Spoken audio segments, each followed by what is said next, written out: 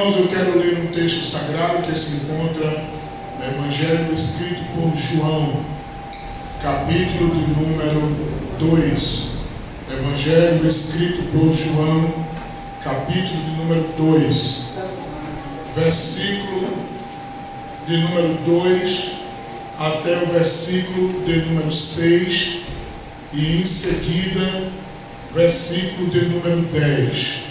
Evangelho escrito por João, capítulo de número 2, versículo de número 2 até o versículo número 6 e depois o versículo de número 10, que diz assim a palavra do Senhor: E foram também convidados Jesus e os seus discípulos para as bodas. E faltando o vinho, a mãe de Jesus lhe disse: Não tem vinho. Disse-lhe Jesus: Mulher, que tenho eu contigo? Ainda não é chegado a minha hora. Sua mãe disse aos empregados: Fazei tudo quanto ele vos disser. E estavam ali postas 6 talhas de pedras para as purificações dos judeus, e em cada uma cabiam 2 ou 3 metras. Versículo de número 10. E disse-lhe: Todo homem põe primeiro o vinho bom, e quando já tem bebido bem, então o inferior, mas tu guardaste até agora o bom vinho. Quem pode dizer amém? Meus irmãos, eu quero, com a ajuda do Espírito Santo, em rápidas palavras, estar falando sobre 5 segredos contidos nas bodas de Caná da Galileia. 5 segredos nas bodas de Caná da Galileia. Todos nós sabemos da história, da narrativa que a Bíblia apresenta, mostrando aonde Jesus escolheu um cenário para iniciar os seus milagres, ou o seu primeiro milagre, que ele faz a transformação da água em vinho. Todos nós já ouvimos vários pregadores, já ouvimos várias saudações, já ouvimos várias reflexões nos trabalhos de círculo de oração, nos trabalhos de consagração, nas vigílias e até mesmo nos cultos doutrinários, falando acerca deste milagre extraordinário que Jesus principiou ou iniciou o seu ministério. Quando nós olhamos para as Sagradas Escrituras, nós vemos aqui um cenário a qual a Bíblia ela diz para nós de que a festa estava acontecendo, mas o principal da festa, na característica de que traz a visão de alegria para a festa, acabou, que era o vinho. A Bíblia diz que Jesus é convidado para esta festa. Jesus agora com seus discípulos,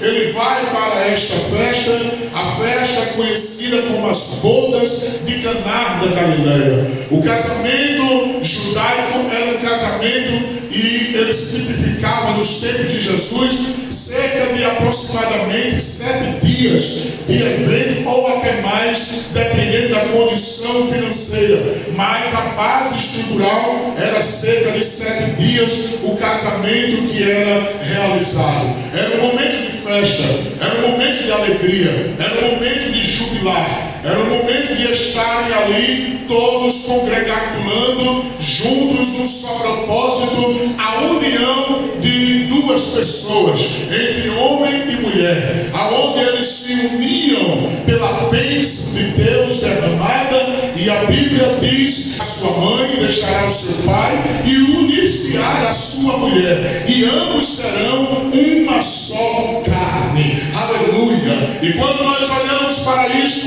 nós vemos aqui a ênfase importante deste matrimônio, desta festa. Não era qualquer festa. A cultura judaica nos traz informações de que não só os convidados da circunviança vinham, mas também convidados de longe Então era uma grande festa, era uma festa solene, não era uma festa simples, não era uma festa qualquer, era um matrimônio, era a união que era estabelecida por Deus e também ali pelos homens que estavam sendo outorgados e direcionados por Deus para estarem fazendo aquele momento nupcial, aquele matrimônio. Mas a festa parecia que tudo ia bem, mas algo acontece na festa.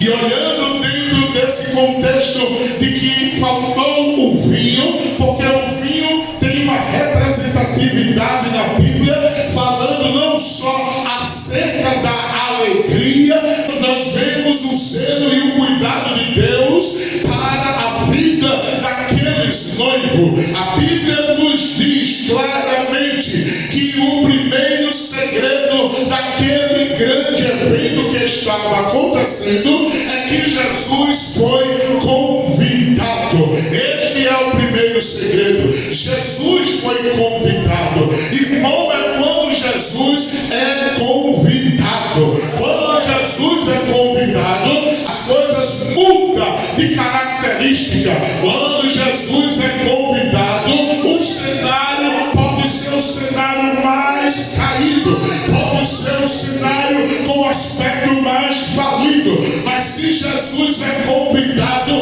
o cenário muda, o cenário se transforma, porque aonde Jesus está, alguma coisa tem que acontecer. Aleluia! Que convida Jesus, irmão, o mal não tem poder contra ele. Vou repetir, quem convida Jesus, o mal não tem poder contra ele. Lembra de Jairo? A Bíblia diz que Jairo, principal da sinagoga, foi ao encontro de Jesus, porque a sua filha estava enferma, estava moribunda, estava perto de morrer, estava prestes a morrer. Uma grande enfermidade estava dominando aquela criança, aquela jovem. E a Bíblia diz que Jairo vai ao encontro de Jesus, e Jesus agora recebe Jairo, permite Jairo falar. Aleluia! E a Bíblia diz que Jairo convida Jesus, e a resposta de Jesus foi muito clara, foi muito objetiva, dizendo: eu irei contigo. Aleluia! Como é quando Jesus atende o nosso clamor. Como é quando Jesus atende a nossa petição. Aleluia! E a Bíblia diz que Jesus agora vai com Jairo, mas no meio do caminho a multidão acompanhava Jesus, porque aonde Jesus estava, a multidão lhe cercava. E a Bíblia diz que de repente um inusitado acontece. O que aconteceu? A Bíblia diz que Jesus para e diz: alguém me tocou. E logo um dos discípulos diz: mestre, como tu dizes que alguém te tocou? Não vês que tem uma multidão? Mas Jesus diz: não, mas esse toque foi diferente. Esse toque de mim saiu virtude. Deixa eu abrir um parênteses aqui. Quando nós vemos para a casa do Senhor, como mais um dia normal, como mais um dia comum, somente para preencher o tempo, somente porque foi convidado, nada acontece. Mas quando nós vemos a casa do Senhor,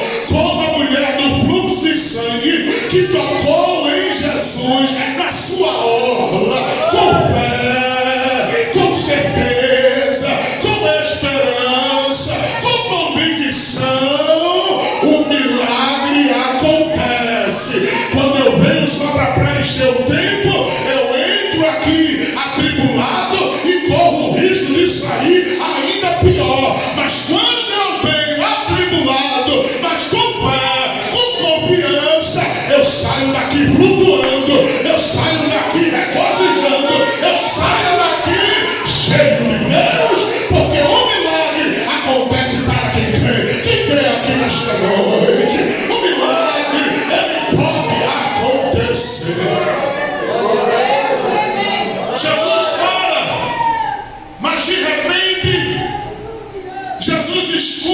estou adiantando.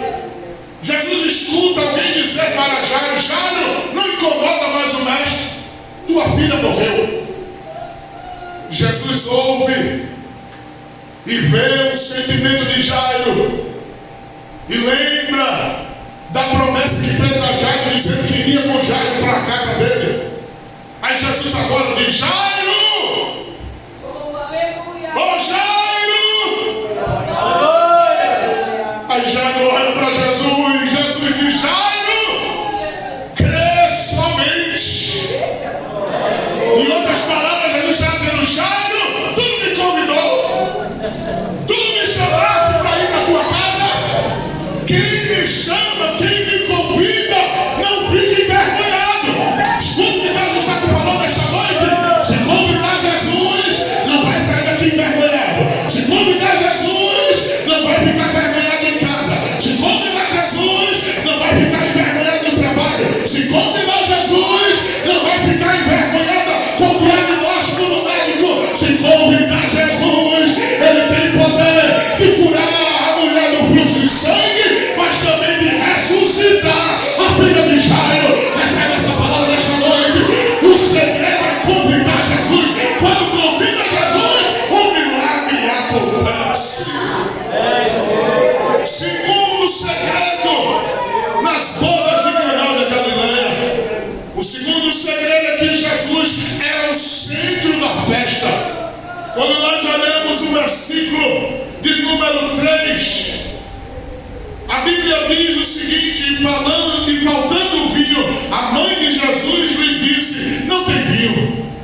Ela poderia ir para o mestre-sala, ela poderia ir para os funcionários, ela poderia ir para o dono da casa, ela poderia ir para os noivos, mas ela foi para Jesus. E se ela foi para Jesus, isso logo caracteriza que Jesus era o centro da festa. Jesus era quem solucionava o problema. Tem muita festa por aí, tem muito culto por aí que os milagres já perderam, já não acontece mais. Por quê? Porque Jesus não é mais o centro.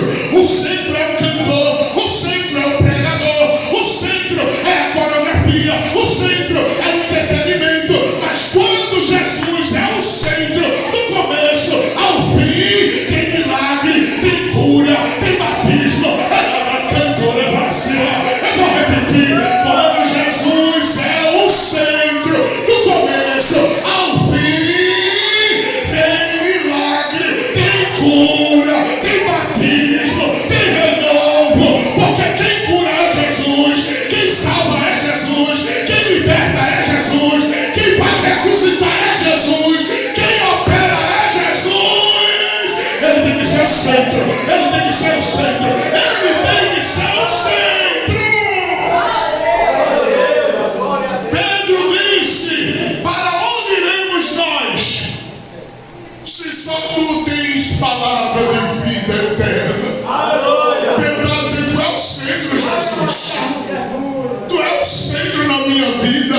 Pedro também ainda diz: e acontecerá que todo aquele que invocar o seu nome, ou o nome do Senhor, será salvo. Pedro estava dizendo que quem salva não é o sistema, quem salva não é religião, quem salva não é Buda, quem salva não é Allan Kardec, quem salva não é Joseph Smith, quem salva é Jesus. Jesus, Jesus. Diga comigo nesta noite, irmão: Jesus é quem salva. Quem salva é Jesus.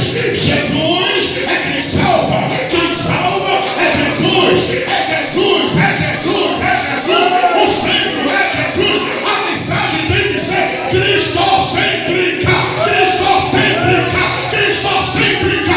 Jesus é o centro. João disse: importa que eu diminua e ele cresça. Quem tem que crescer é Jesus. Quem tem que aparecer é Jesus. Se vai cantar, tem que ser para a glória dele. Se vai pregar, tem que ser para a glória dele. Se vai louvar, tem que ser para a glória dele. Se vai recitar, tem que ser para a glória dele. Se vai fazer algum que ser para a glória dele, não pode ser para aparecer, porque aqui não tem lugar para a estrela. A estrela que brilha aqui é a estrela da manhã, é a estrela alva, é a estrela resplandecente, é o sol da justiça. Quem é ele? Jesus de Nazaré. Quem é ele? O Messias. Quem é ele? O Rabachia. Quem é ele? O Yeshua. Quem é ele? O grande é o sol. Quem é ele? O todo-poderoso. Quem é ele? O quarto homem da fornalha. Quem é ele? O que chamou Abraão. Quem é ele? O que apareceu na ilha chamava Patmos. Quem é ele? Aquele que morreu, ressuscitou, foi para o Pai, mas vai voltar para buscar a igreja. Jesus, Jesus, Jesus, Jesus, Jesus é o centro.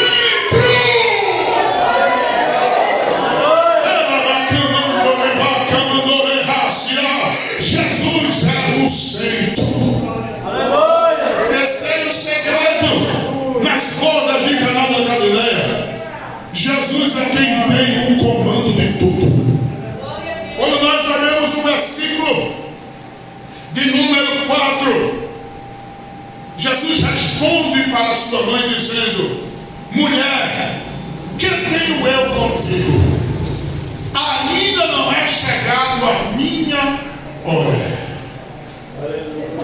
Jesus estava dizendo: o comando é meu, o controle é meu. Glória a Deus. A ordem quem dá sou eu. Quem opera sou eu, diz o Senhor. Jesus é quem tem o comando.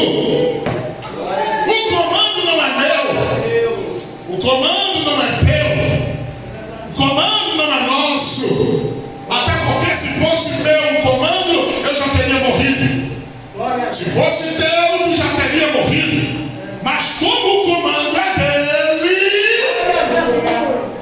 tu estás aqui de pé. Tu estás aqui de pé, porque ele tem te livrado. Lembra do que Daniel disse? Ele muda os tempos, ele muda as horas, ele estabelece reis e ele também tira reis. Aí Paulo também vai dizer que todas as coisas foram feitas por ele e para ele. Aí ele vai dizer: visível, invisível, seja trono, principado, potestade, tudo foi criado por ele e para ele, e todas as coisas subsistem por causa dele. Aí Paulo não deixa barato, Paulo deixa tudo ajustadinho. Aí diz assim: e ele é a cabeça da igreja.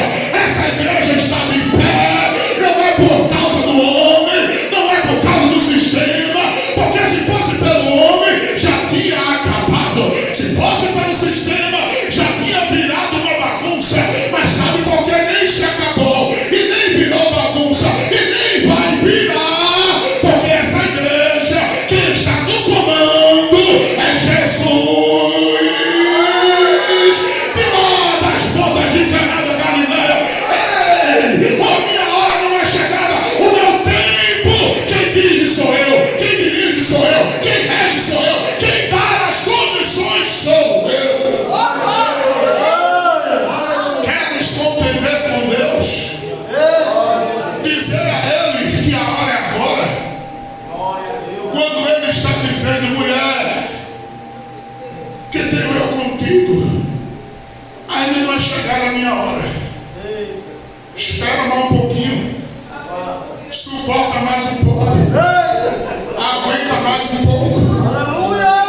Vai fazendo a minha obra. Enquanto não chega o cumprimento, vai me adorando.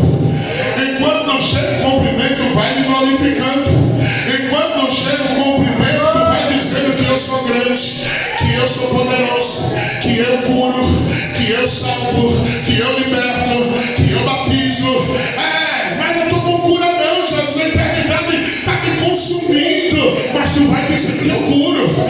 Jesus, dentro de casa não tem salvação, mas tu diz que eu salvo. Jesus, dentro de casa não tem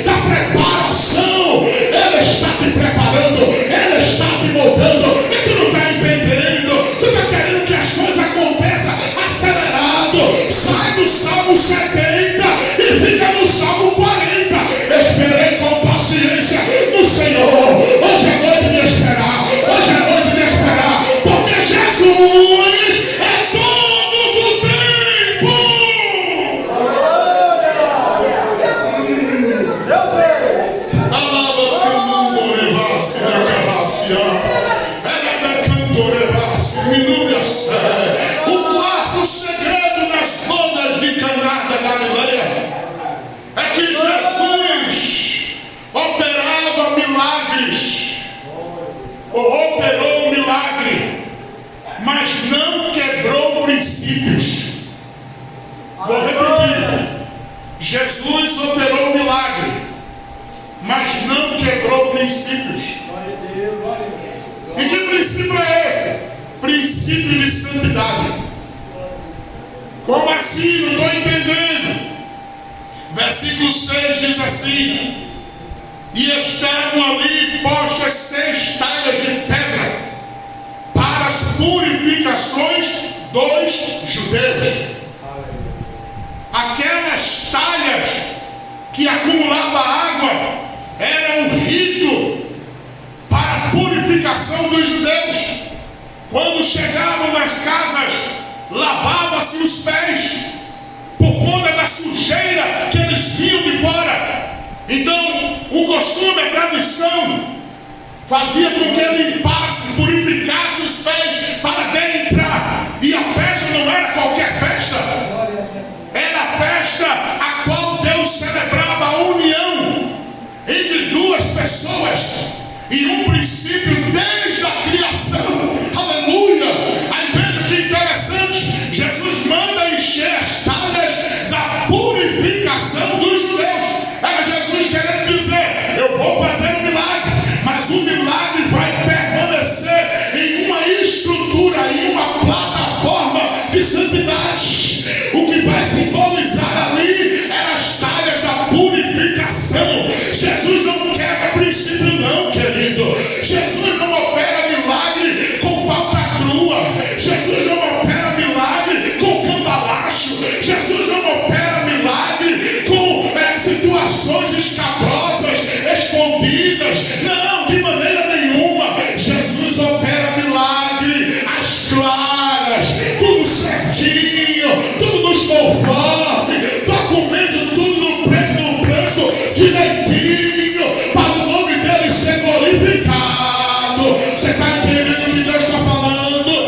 Esse negócio do obscuro não é de Deus. Agradecer aquilo que Deus não operou não é milagre, mas quando é milagre de Deus, lembra o povo atravessando o deserto diante do Mar Vermelho. A Bíblia diz que Deus abriu o mar e o povo passou a pé enxuto. Sabe o que quer dizer a pé enxuto?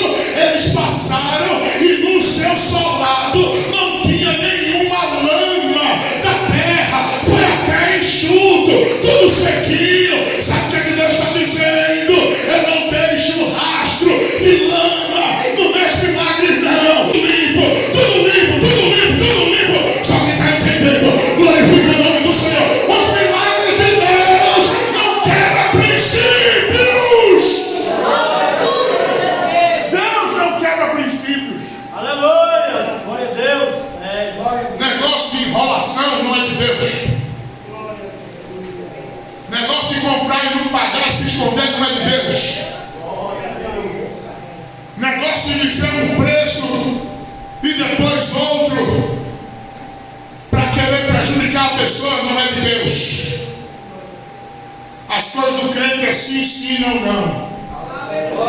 Partindo disso, fora disso, a procedência diabólica é maligna. Então nunca, jamais alguém poderá agradecer algo que foi por falcatrua, sonegou impostos, nota fria. Isso não é milagre. Molhar a mão de alguém lá dentro de uma repartição, de uma condição que facilita, não é milagre. Fraudular a documentação, eu vou falar, Jesus. Fraudular a documentação para tirar proveito, para receber o benefício, não é milagre de Deus. Milagre de Deus tem princípios. Milagre de Deus é dentro da santidade dele, porque ele é santo, ele é justo.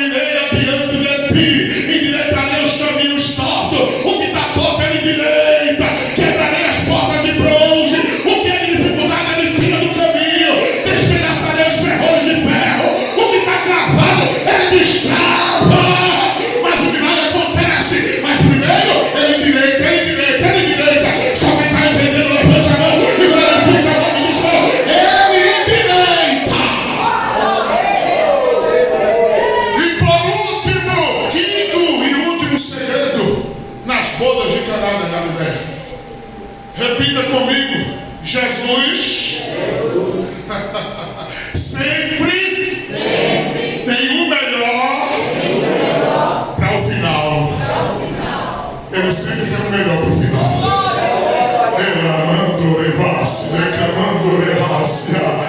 Jesus foi convidado.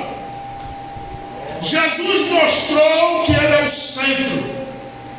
Jesus mostrou que Ele está no comando. Jesus mostrou que os milagres dele não se quebram a princípio. E Jesus agora nos mostra de que o melhor que Ele tem para nós está no final. Glória a Deus. Porque a Bíblia diz que o mestre Sala, depois que experimentou, se assustou e disse: como é que pode? Na minha experiência, em outras palavras que estou usando aqui, viu, irmãos? Na minha experiência, se coloca o melhor no começo. Depois que o povo está bem à vontade, aí coloca o inferior.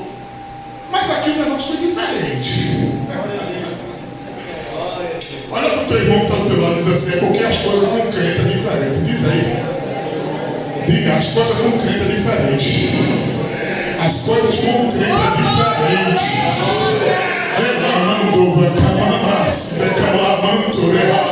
As coisas com crente é diferente, viu, jovem?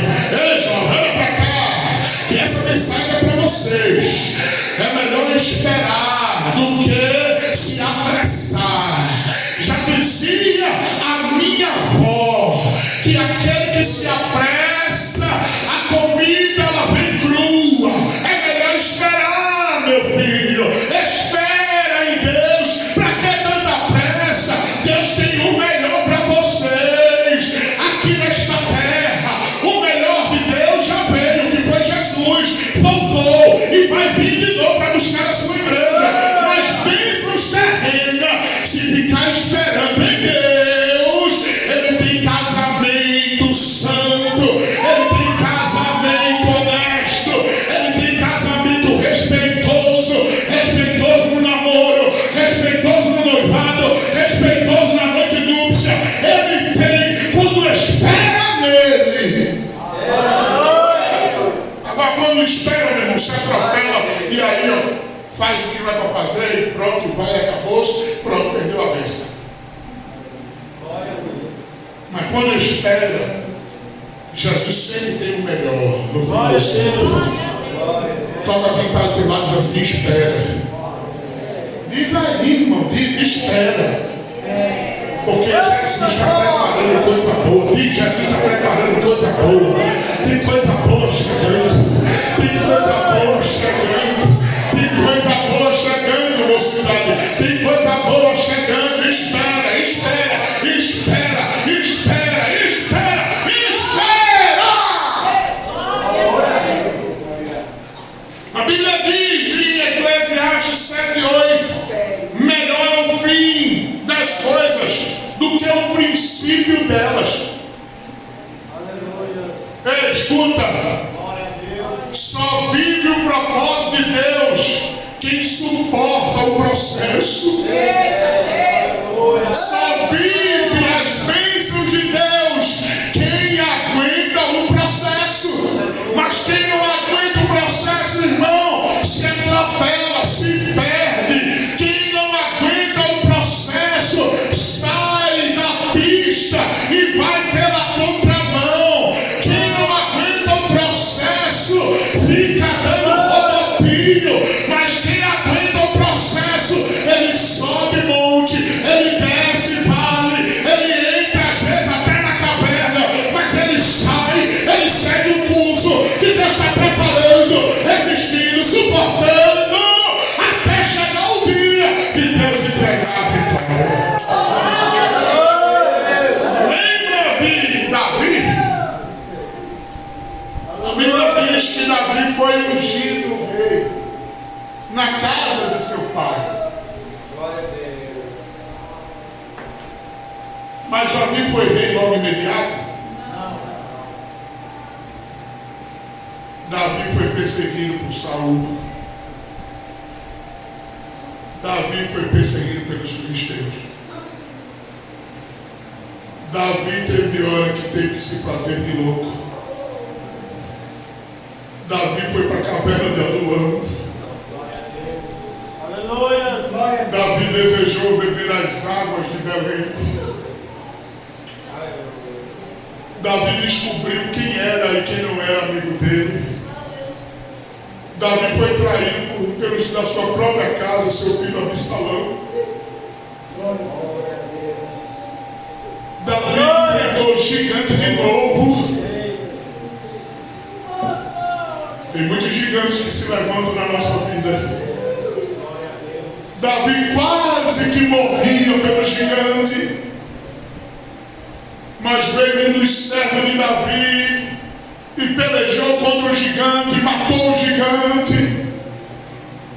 Mas Davi desfrutou das bênçãos de Deus, porque ele resistiu o processo. Glória a Deus. Toca aí, jovem. Quem está do teu lado diz assim: quer viver os propósitos de Deus? Resiste o processo. Resiste o processo da tentação. Resiste o processo dos desejos da carne. Resiste o processo dos convites. Resiste os desejos das fábulas, dos desejos que o mundo oferece, da filosofia sistemática e ideológica do mundo. Resiste, que tu vai ver o milagre de Deus, jovem. Na tua vida tu vai ver as promessas de Deus se cumprir na tua vida, porque Deus tem negócio com esta mocidade. Deus vai levantar daqui missionários, vai sim. Deus vai levantar pregadores, vai sim. Deus vai levantar obreiros, Deus vai levantar esposas e obreiros, mas o segredo até lá é resistir o processo, porque o melhor não está no começo, está no fim. Fica firme, e Deus vai honrar vocês.